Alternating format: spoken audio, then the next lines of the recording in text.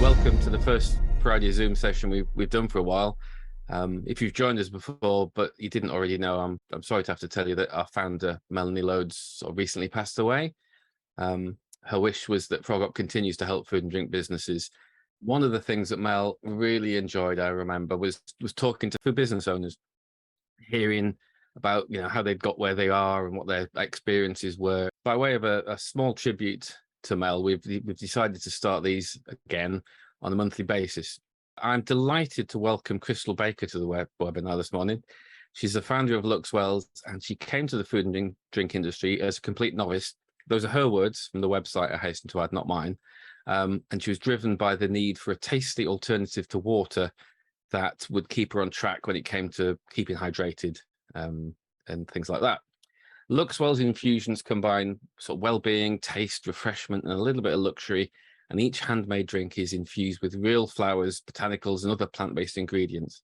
The range has been featured in publications from BBC Good Food to The Guardian, Radio Times, and lots more. And what's more, all three flavors have been recognized with Great Taste Awards this year. So firstly, welcome, Crystal. Hi, hello. And thanks for joining us. I guess the first place to start is, what were you doing before you founded Luxwells? Had you always wanted to start a food business? No, before Luxwells, completely different industry, property, real estate. So nothing related to food or beverage at all. I got stuck into it when I was pregnant with my daughter, and you need to eat well and you need to stay hydrated, and I was just drinking a lot of water, as you need to, but I was really struggling because I found it really boring and bland, and was trying to experiment with all different things. I'd have more smoothies, I'd try more fruit in water, cucumber, all of those things, and I just wasn't enjoying it. And once I had her, obviously feeding, you still need to obviously make sure that everything that you're giving them is nutrient full. And I remember I had the big jug, and the 9 o'clock, 10 o'clock, 11 o'clock to keep you on track. And I just thought, looking at this bucket of water, and I just thought, there has to be another way that it can be more exciting, and that I would want to drink it, and what would need to be in water for me to actually want to pick it up. If I saw it on a shelf, what would that need to look like? What would need to be in it? And I just was at home on maternity leave, and so I had a lot of time to think, and it just kept playing on my mind because I had to keep drinking this every single day, so it was bothering me every day. And then I was just thinking, what luxurious thing could I think to be in water? And I just thought roses, and I just thought, okay, let me experiment with that, and that sort of tasted okay. And then I started looking into other flowers, and I just started researching, and that's how it started.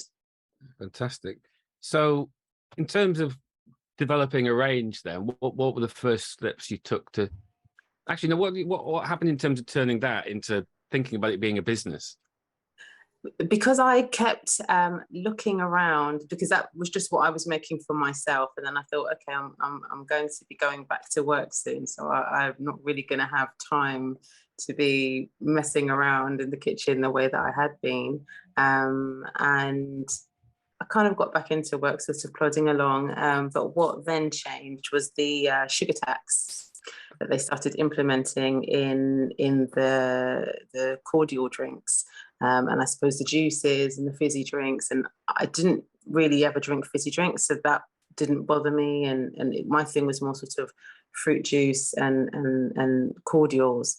And when they changed the flavors, I just thought they were terrible, and I thought, what's this that they're presenting to the market? And then it made me start thinking, how much sugar must there be in these beverages that we're drinking for it to taste palatable, that now it tastes so different? And that sort of got me into looking into what they're putting into products that you buy, and obviously in the supermarkets, they started doing the traffic light aspect on food and drink, and really got into that aspect of researching, and getting to understand what was really in what we were consuming. And then I thought, I can't find anything like that, like what I would like to drink in the market. And that's what made me start researching into starting this as a business. So which product came first then? The rose, Ah, because that was the first one that I thought of, and I thought, oh yeah, that's. I started researching to see, are there many beverages with flowers in it, botanicals, and I noted that there were some, but they were maybe mixed either with fruit juice, or they were sort of more herb based. Not necessarily with flowers, or they were sort of maybe in you know lemonade, sort of like a rose lemonade or something of that nature, which in itself also does have a lot of sugar in it. So I thought there isn't actually a brand specific for water, which is what I was trying to have more of. And so the rose is what I started with. And then when I was getting lots more flowers, just researching on the different types of flowers. And then I thought, well, if I'm going to start this, it's unusual. So some of the flowers that I was coming up with, I thought, oh, well, I haven't even heard of this. So even though it tastes okay, nobody's going to take a chance on flowers in water plus a flower that they don't know. So I thought, okay, pick some things that are recognized by everybody to get you started, because then the barrier that you're going to have is making people take interest in how that might taste, particularly if it's for somebody. My original target audience was to be for somebody like myself who doesn't like drinking water. So if you're already trying to present something that people don't really enjoy and you make it too strange, you're going to miss that mark completely. So then I started searching as well, lavender. And I remember seeing something somewhere, and when I was watching sort of these entrepreneurial podcasts and webinars, and the message I kept getting was, oh, you should tell people, what it is that you're doing, because a lot of people keep things to themselves because they think somebody's going to steal their idea, but your idea might not even be a good idea. So tell people first, because you might waste all of your time and nobody likes it. And I remember when I was telling people about flowers in water, and I could see their eyes just wandering off, like, what on earth is she talking about? That sounds hideous. And I thought, okay, that's going to be my personal challenge to myself. And if I can make this and make it taste pleasant and not the way people are going to imagine it. I think they kept imagining like a old vase of old water, and especially when I was talking about lavender, and it was like, what, like your grandma's handbag? That sounds disgusting. And I was like, oh God, they really don't get it. And so it was a long process of it in my mind, because I came up with the idea when I really started going with it was during COVID. So a lot of things paused in terms of the process, and trying to get a sample ready. I spent a lot of time thinking about how to make it presentable and how to make it appealing. That was the challenge that I realized I was going to have. If I want people to notice it and I want people to give it a try, I feel like when they try it, they will like it. They will like at least one of the flavors, but I have to make it stand out and have to make it appealing. did you go out with one product to start with and then add the other two, or? I launched with all three, because I thought to myself, if I launch with one and people don't like that one, it's going to be hard to catch their attention again with other flavors. And I remember somebody saying something, again, it was on another webinar. I watched so many webinars.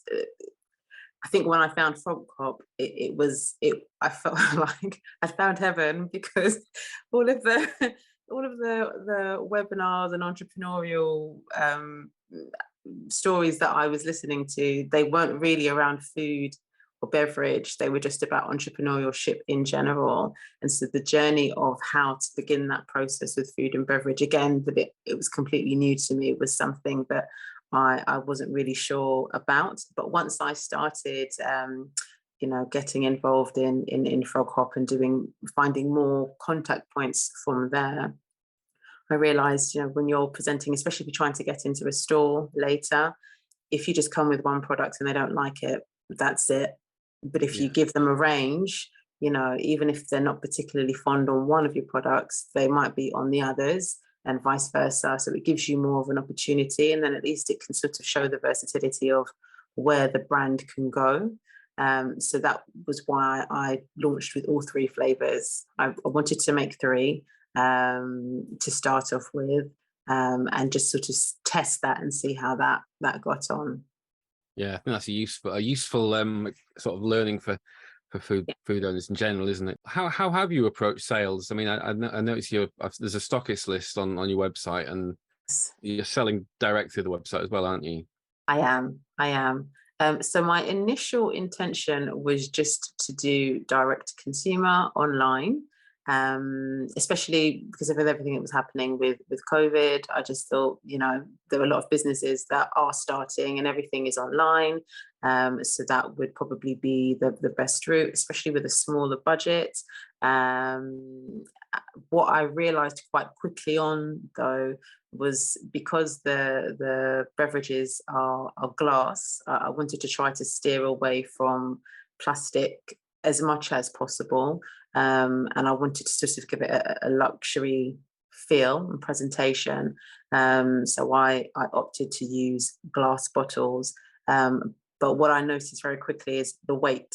So when I get the order and you pack the bottles and you send it off, the cost for that, especially as a small business starting off, I wasn't doing sort of mass deliveries to bring the cost down. I realized it wasn't particularly cost effective. And so then I started looking into retailers and the process involved with that. And I have found that to be a far better route to market for the business.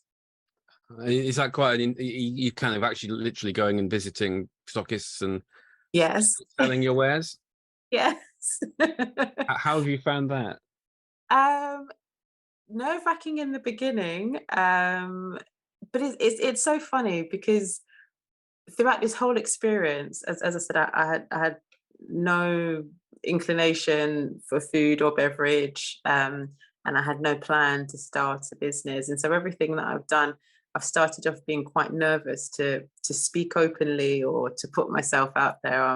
As we were saying before, kind of I'm quite content to be the person in the background. I don't need to be the face of anything. If I'm quite happy with that.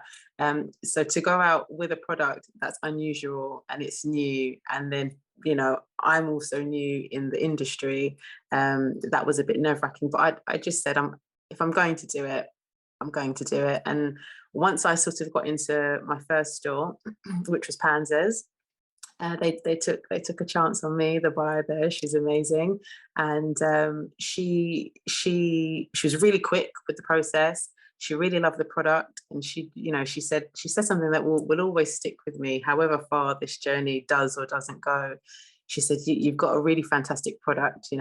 I know it's going to be something fantastic." And I said, "You think?" And she said, "I know you don't have that confidence. I can see because this is your first time." She said, "But trust me on it. It's going to do things, and when it does, don't forget your first store." And I said, "I definitely won't." And that's literally how everything has progressed.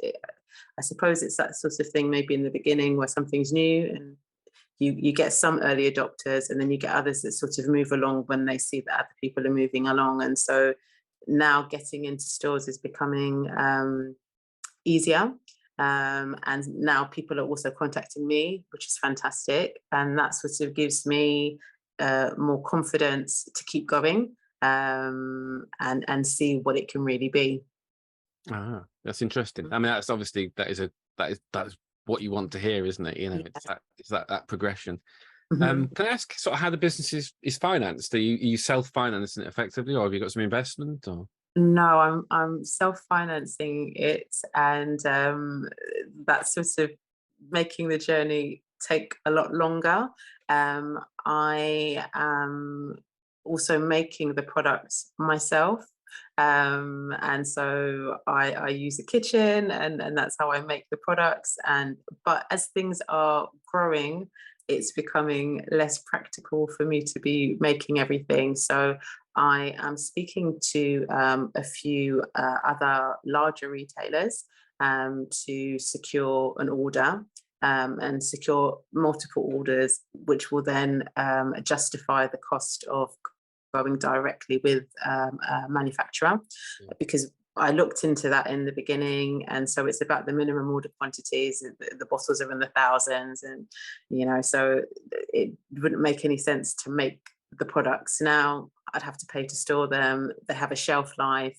As soon as I've made them, if I don't have anywhere to send them to, it just wouldn't make any business sense financially. So I've sort of been bootstrapping everything myself. But I do find that makes me more determined to keep going with it. And I find the fact that I'm having to do everything. I'm the product maker, the packer, the deliverer. I do everything myself.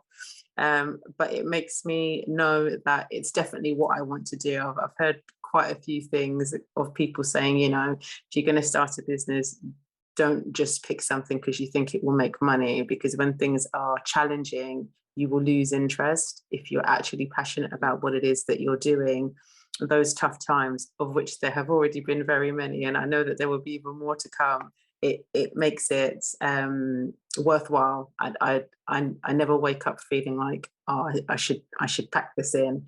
Every day is a okay, this is what I want to do. How am I going to go about doing it? And that's just how the journey is going. Doing all those things, you kind of totally understand the business. As you scale up, you might outsource some things, but you will understand what it is involved. Do you remember how you found Frog Up in the first instance and decided to work with us? Yeah, so I actually found Frog Hop through a recommendation from a manufacturer that I was speaking with before. So we were speaking, and I was looking to get everything starting a production line.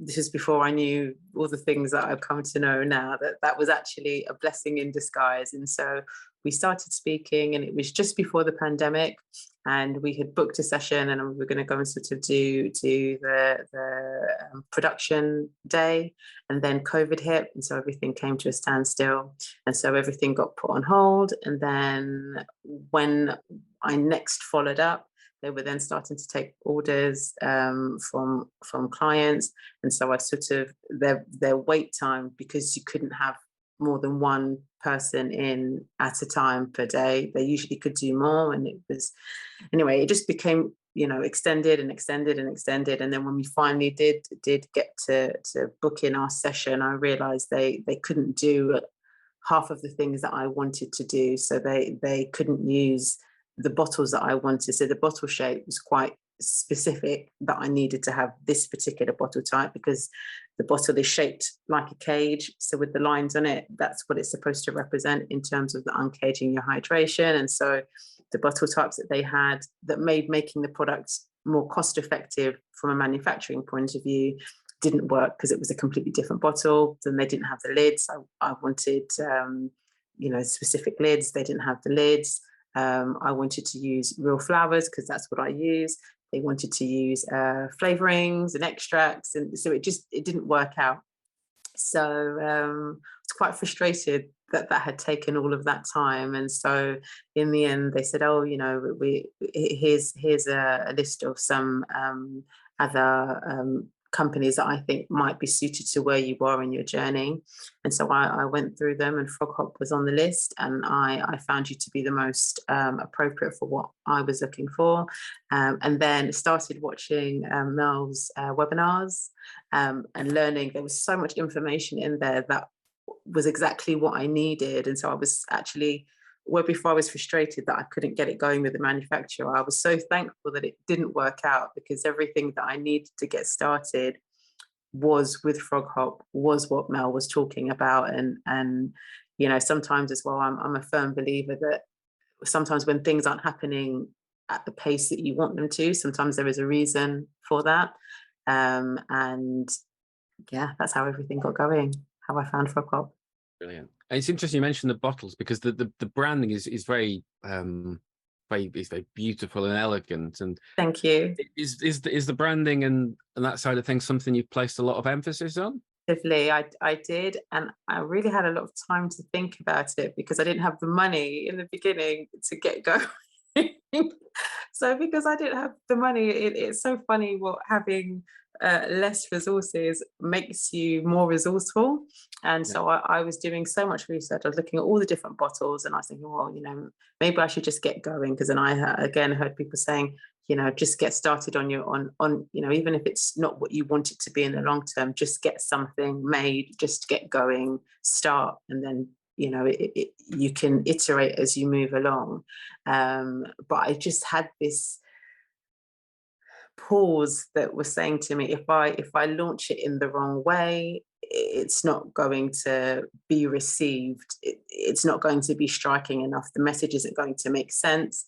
It's about not drinking water. The cage. I came up with this idea, and I just thought, oh, I must emphasize that, and so.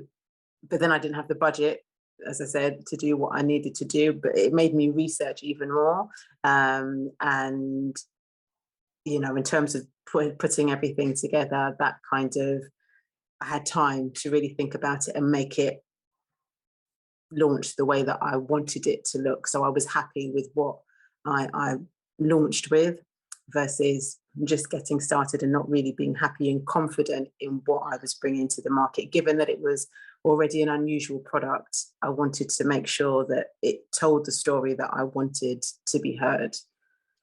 Did and the name as well.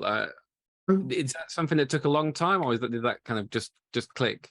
That bit was quite quick, because the idea of the roses was because I wanted luxury, and the aspect of well-being was because you need to stay hydrated to be well. You need to try to be healthy, and especially with the time that we're in, and especially during COVID, but pre-COVID, during my pregnancy and after having my daughter, I was spending so much of my energy trying to be well. And so my pregnancy was a bit of a difficult pregnancy. And when I had my daughter, we were unfortunate. We were in hospital for a couple of weeks, and so everything about my whole focus was to make sure that we were well, I was well, she was well, as a family, we're all well. And so I just thought, okay, well, luxury and well-being are what I'm trying to present. And so I just thought that Luxwells. I did have another name that I was going to call the brand, and then when I started researching, there was another company in LA that had a name. But again, it was a good thing, because it was going to be around just Rose. Was going to be the brand name. But that actually would have limited me to just being able to use roses, versus the different flowers that I want to experiment and present. So again, it was good that that name was taken by somebody else, and like yours wasn't. So. Yes, things tend to happen for a reason, don't they? Definitely. So they look great, but obviously they taste great as well, as evidenced by the Great Taste Awards, which I think everyone would love to get their hands on the Great Taste Awards. So what did it involve? How did it happen? What was the experience like?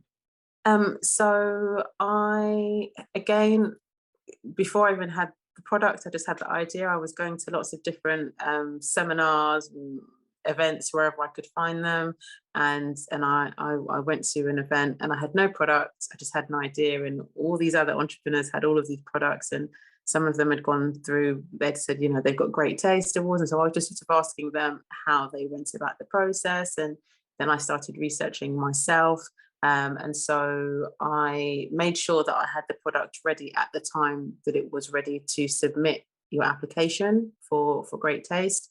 And so basically you go on their website, and then they have 2 acceptance points. So if you remember, I think it's from January to February, I think, or November to January, I think. And then if you're not a member, then you get the additional 2 months, so maybe February to April, or January to February. So that there's 2 categories, or 2 admission times, and you submit all of your any products that you want to put forward. So I put all 3 products forward, thinking, if I can just get just one star for one of the products, wouldn't that be amazing? That would give credibility to Luxwells. And I applied, and you don't get the results until August. So I applied early, and then I just thought, okay, well, August seems like such a long way away because I hadn't even launched yet. And flash forward, August comes, and then there's a set day. It reminds you to log in and check. And I checked, and I couldn't believe I'd got great stars for every flavor. And I got 2 stars. So 2 stars for the lavender, 2 stars for the hibiscus, and 1 star for the rose. And it was fantastic. And the most difficult flavor was the lavender flavor, because I was trying to make sure that I kept it natural and was struggling with the color. So, for example, the rose, I used multiple roses. One is for the scent, one is for the taste, one is for the color, and it's all natural, so it colors naturally. Same thing with the hibiscus, it colors naturally. And the lavender doesn't color so naturally, especially when I add the pear. It went to a darker apple juicy type, pear juice type color. And so that was something that myself and your Frog Hop team in the kitchen, it took many visits to get this one right. And there were discussions, should we just maybe use a coloring? It wouldn't be fully what I wanted, and I really toyed with the idea, and in the end I just said no, I want to really stick to what the purpose of it is. If I start compromising now in the beginning, the message is going to be contradictory. And so it was the complete bane of my life, trying to get this naturally the way that I wanted it to be, and still taste the way that I wanted it to taste, and everything. And it's what stopped me launching sooner. And it was actually the one that when I read back the feedback, they got it completely. And it was a heartfelt moment to read what they were saying. They were saying, we thought this wasn't going to work. We didn't really think it was going to be, but how wrong we were. And this, you've got the palette just right. And because lavender is very, very strong. So I used just a tiny bit, and then I sort of round it off with the pear, and they just understood what it was that I was trying to do. Whereas sometimes when I was explaining it to friends and family, they didn't get it. And so sometimes it was making me feel like, do I even have a product? Do I even have a business? And so then once I got that validity from the experts, I was like, okay, somebody gets it. And so I'm on the right track. And it was such a wonderful moment. It really was. What does the future hold for Luxwells? What's your kind of year look like? So I'm focusing on getting into more stores, a lot more stores. I think this year I launched late. I wanted to launch in the new year, and I missed that window by quite a bit. Launched in April. And so from then until now, it's just sort of been trying to raise brand awareness, trying to sort of find my feet. So next we'll be getting into a lot more stores, and I will be launching with more flavors next year. That will be more unusual, but I feel like now that I've launched with these 3 flavors that people recognize and they're enjoying how that tastes, it sort of gives more trust in Luxwells as a brand, that when I launch these other flavors that some of them haven't been heard before, people will still adopt to trying those. That's fantastic. Sounds very exciting. Brilliant. Excellent. We got a couple of questions. George asks, which company did you use to get your first labels for your packaging? Berkshire Labels. Ah. Yeah, I use Berkshire Labels. I still use them.